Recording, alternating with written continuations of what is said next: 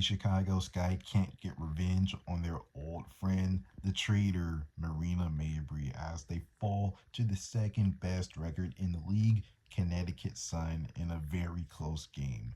For the pregame, there's not much to say. The injury report looks straight. The only thing that happened that was noteworthy was that the Sky players ignored Marina Mabrey, and rightfully so because she's a traitor. She talked about wanting to be part of a winning culture when she was a big reason why the Sky weren't a winning team. She was a turnstile on defense, and she left a few games on the table because of her free throw shooting. The lights were too bright for her. If she could hit some free throws, then the Sky wouldn't be sweating to get into the playoffs right now. So, in the end, Marina isn't blameless.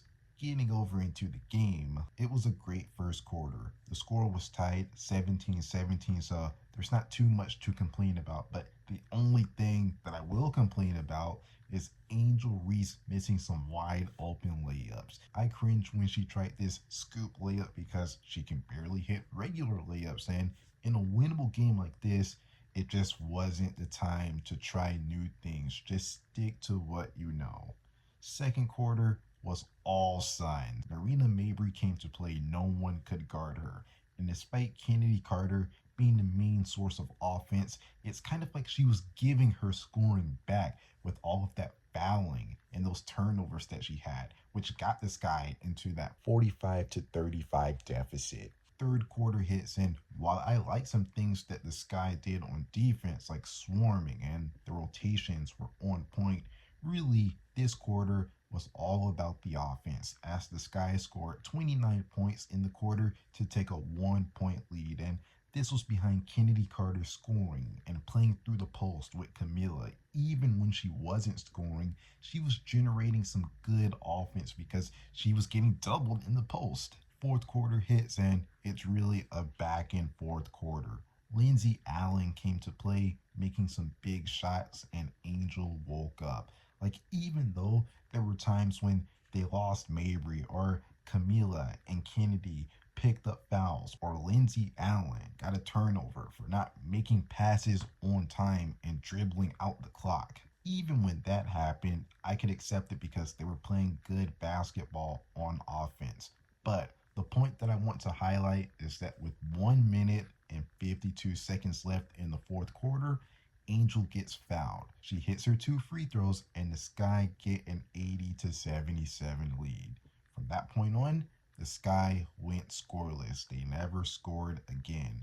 The Sun went on a 5-0 free throw run to close out the game.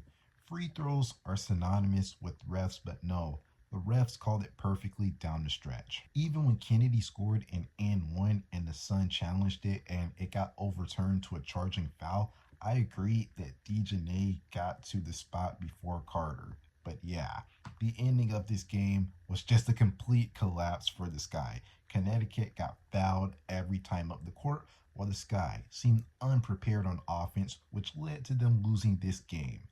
Now it's time for player performance grades.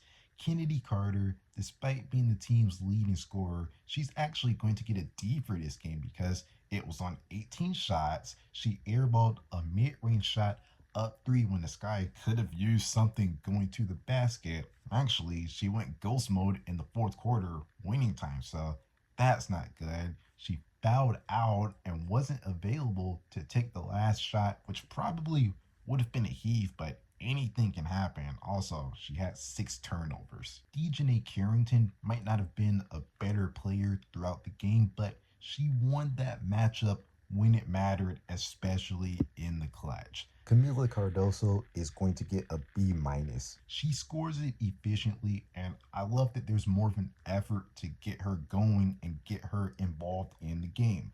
But she can't stay out of foul trouble, which gets the minus tacked onto her B minus grade. Lindsay Allen is going to get a C. She had more turnovers than I would have liked, and I didn't like her calling that timeout when it seemed like Chennedy was running and possibly could have scored and taken the lead in the clutch. But she came alive in the fourth quarter, which is more than I expected from her. Still didn't like her taking a potential game-winning shot with 35 seconds left, even though it was a wide open mid-range shot.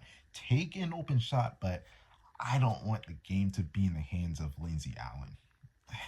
Angel Reese is going to get a C. She had a bad first half when she couldn't hit any layups, but the second half balances it out. And even though she shot worse than Chennedy, she gets a higher grade because the defense and rebounding is always going to be there. Back to back 20 rebound games. But I will say that she had a disastrous end to the game. She lost Alyssa Thomas backdoor, which forced Chennedy to foul her, which fouled Chennedy out of the game, and Thomas went to the line and hit both free throws. That gave the Sun a 2-point advantage. Then on the final possession, with like 3 seconds left, she turned the ball over, trying to look for Lindsay to take it and hoist up a three, instead of maybe driving it herself because the shot they were going for just wasn't there. Rachel Banham is going to get a C+. Her first half defense was bad, but she patched it up, and as disguised, only 3-point shooter, that's just going to hold more weight. Michaela is going to get a D. It's crazy how she had a positive plus minus in this game because she got worked by Mabrey all night, and she and Chennedy were just slow on switches and communicating. She wasn't the worst thing that I've ever seen and completely unplayable, which stops her from getting an F, but she can't get anything higher than a D. Now getting to the players that only played about 6 minutes. Dana Evans, Isabel Harrison, Diamond DeShields, and Mariah Jefferson are all getting Fs for not being able to stay on the court and provide anything. There was only 2 points scored out of that whole group, and it was by Dana Evans, so I'm not going to waste any more time on them. Easy Fs. On Sunday, the Chicago Sky take on a slipping Las Vegas Aces team that's been very disappointing post All-Star Olympic break.